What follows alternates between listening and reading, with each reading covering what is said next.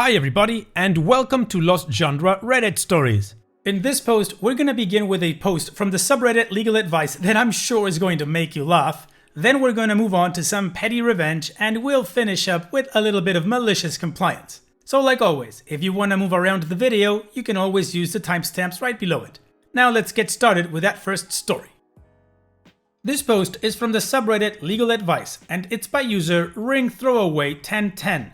My ex-fiance is threatening to sue me for ownership of a ring that has been in my family for generations, saying that it automatically goes to the man. Is this true? Alabama. I recently broke off an engagement due to my ex being a cheating floozy. The ring I wore during the engagement was an heirloom willed to me by my late grandmother. It is traditional in my family that this ring is passed to the eldest daughter, and my mother had been keeping it safe for me until I found the one.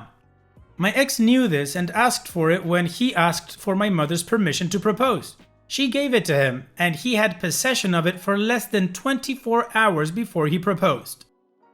Now that we've broken up, he's demanding that I give him the ring back. He's insistent that Alabama law makes it illegal for me to keep the ring, that in the event that an engagement ends, the ring must be returned to the man, period.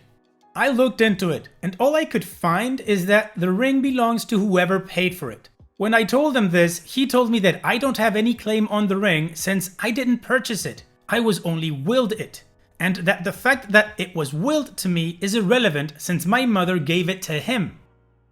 He is demanding that I return the ring and any information I have about the insurance policy on it. It's extremely old and much more valuable than your average K jeweler's piece. He says that if I don't return the ring by Monday, he'll sue me for it or its value in court.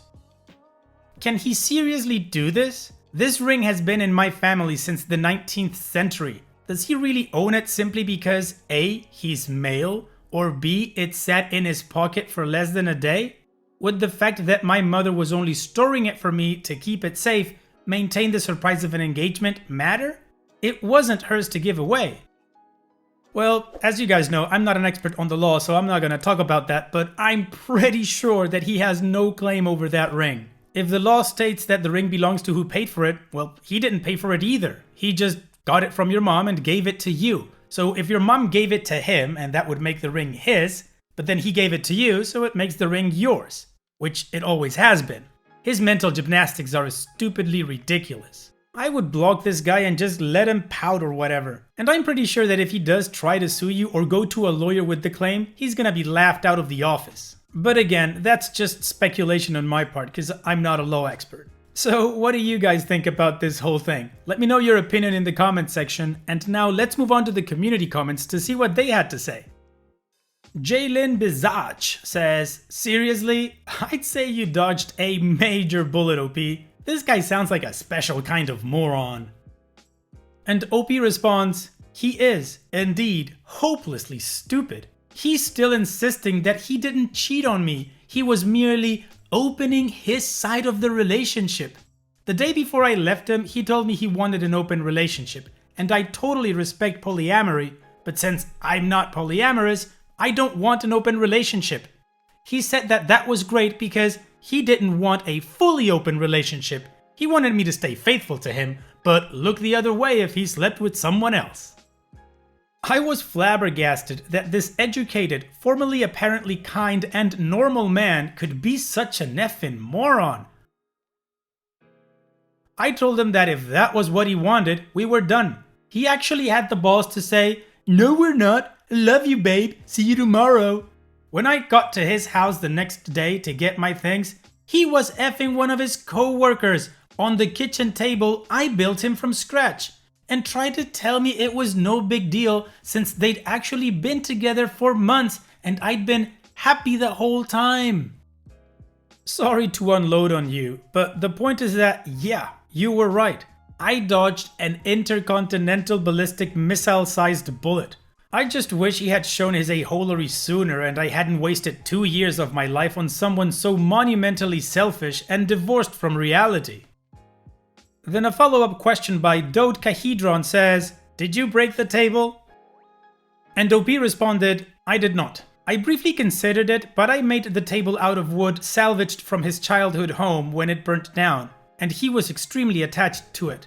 And I know he'll never get rid of it. So I hope that every time he sits down to eat at it, for the rest of his life, he remembers what an unfathomable trash villain he was to me. Knowing that the table will instill him with a lifetime of guilt gives me significantly more satisfaction than the momentary enjoyment I would have gotten out of destroying the table. Plus, I may not be a professional carpenter, but I am pretty good for a gal who does woodworking in her brother's basement. I made that thing effing indestructible. No way I'd be going at it without at least my chainsaw, which silly me didn't think I'd need when I went to pick up my spare clothes from my floozy of an ex. Additional information from OP's comments. There are certain things that in retrospect make me feel stupid, definitely. Like, not too long ago, after he started at the company he's at now, he made this comment that most of the men at his company had traditional marriages, and that was interesting. I thought he meant stay-at-home wife kind of traditional, so I said that was nice for them, but that I still wanted to keep working after we got married. He said that he'd meant Dawn and Betty Draper kind of marriages, as in where the husband gets to F random beat tramps behind his wife's back, and the wife can only express her pent-up frustration by shooting the neighbor's birds. I was like, so the guys you work with are cheating pigs? And he immediately said, yeah, that's what I meant.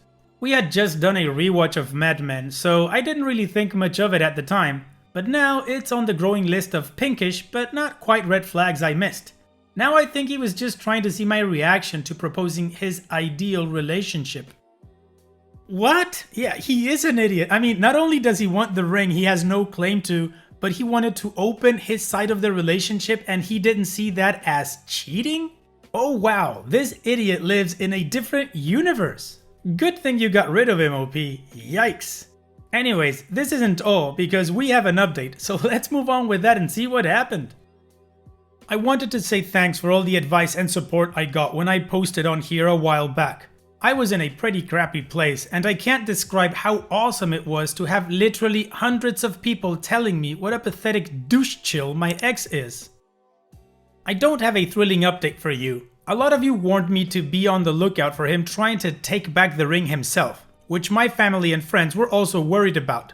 I'm blessed to come from a large family, so on Monday afternoon, a few of my male cousins, second cousins, concerned family members, and their firearms came to my apartment to keep me company. My female cousins didn't want to be left out, so they came too, several of them also toting firearms. Through a garbled family phone tree, one of my uncles completely misconstrued the purpose of the family gathering at OP's house and arrived bearing a case of liquor and a massive Publix sheet cake. My grandfather eventually showed up with his banjo and some beautiful pictures of my grandmother wearing the ring in question. As you can imagine, this turned into one of our better parties, and OP's congratulations on not marrying an a-hole party will live on in my family lore. Since my original post, I've gotten a lot of extremely nice messages and calls from my ex's family, all of whom are currently not speaking to him. His brother called me the day after the table incident to ask what happened, and I told him the truth, which I can only assume was passed around. His dad assured me that my ex won't be trying to sue me for the ring and told me that if I ever hear from my ex again, I should call his dad and he will bring the pain. He also sent me a gift card for several $100s to Home Depot in case I ever want to make a better table for a better man. Hopefully, that will be the last thing about this breakup that makes me cry. I also got an STI screening which turned out negative. My gyno said that everything looked perfect, absolutely pristine. So, I may not be getting married in 3 months, but at least I have pristine genitalia. Now, I'm just gonna read one comment because it gives us a response from OP with a little bit more context. Jack Stargazer says, quote, "He also sent me a gift card for several $100s to Home Depot in case I ever want to make a better table for a better man." End quote. Holy crap, I don't think there is enough burn cream in the hemisphere for that one. That man is not happy with his son. And OP responds, "No, he surely is not. Obviously, my ex can rot in whichever circle of hell is designated for floozies. I want to say second, but wasn't the most enthusiastic Dante student. But his parents are awesome people, and it makes me sick that they're so torn up about how terribly their son acted. There were a lot of "where did I go wrongs" tossed around when they called me. His dad was so mad, he took the table back and told him he didn't deserve it. Well, OP, it's a good thing that you got rid of him like I said before, but also it's great that his family knows how much of an idiot he is and supports you. That's awesome. Anyways, thanks for sharing, OP, and like your ex's dad said, hopefully you do get the chance to make a better table for a much better man. Take care. And now we move on to the next post. This post is from the subreddit Petty Revenge, and it's by user GinaCCC. Evil boss lady fired me and didn't give my last check for a month. Ka-ching! I got a job as an EMT after 6 months of a community college training course. I was woefully unqualified, I barely knew the basics, but the teacher kept saying, "Don't worry, the new job will train you when you're hired." I got hired at an ambulance transport place that just took people to dialysis and things like that, not emergency services. But there was no training. I was told to figure it out myself, etc. I didn't know what I was doing and I quickly realized this wasn't a fit, but I continued to try. On day 4, I was let go. I had worked 4 days total. I signed a paper with reasons they were firing me, all of which I agreed with, so I signed. I asked if they had my check ready. The man who was doing the paperwork said they didn't, but they'd send it to me. Not exactly legal, but okay. I waited and waited, no check. I called to see where it was. I knew they were supposed to get that to me pretty quickly by law. I called a few times to see where it was. The boss lady was so rude, hanging up on me, not taking calls, and when I did get someone, they'd say, "We'll mail it." I started researching labor laws because it was getting ridiculous. That's when I found out they have to give me a day's pay for every day my check is late, which was $150. So I stopped calling and started waiting. I finally got a check, but it was a payroll check, and it turns out I had worked 2 days in one pay period and 2 days on the next. So I called again to tell them and got yelled at by the boss lady. Waited another 2 weeks, got my last check, and filed my claim with the labor board for not getting my final paycheck in the time allowed by law. It had been about a month by then. The first meeting was a mediation where we tried to settle. Boss lady wasn't having it. She kept saying she didn't owe me anything and her offer was $500. She said this was all a setup by me. I knew they owed me closer to $3,000 and she didn't have a leg to stand on, so I refused. She stomped out and said I'd be hearing from her lawyer. Next, we went before a labor judge. This time, evil boss had done her research. Every excuse an employer can use for not paying me the last check, she used. She said I moved, she said I never tried to call them, that they tried to call me numerous times. She said they tried to call me to get my address, but my number was changed. She said her husband was a cop and she was an honest person and I was a liar and did all this intentionally. She said I purposely didn't clock in and the times were messed up. She also claimed a ton of reasons why I was fired. She claimed I almost killed one of the patients, none of which were listed on the paper they made me sign, and the judge called her out on that. I went home, printed my phone records and highlighted all the calls. Got a letter from my landlord saying I hadn't moved, etc., and took it back to the labor board and dropped it off. I didn't get to see the judge again, so I don't know if the judge ever saw it, but I did win the case. Plus, the judge added 4 days because the last check was sent on a Friday before a 3-day weekend.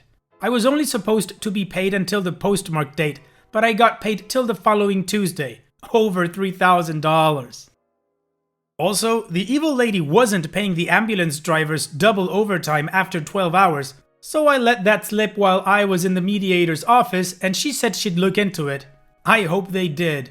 Smiley face. Wow, the greediness of that evil boss, man. OP, you did great.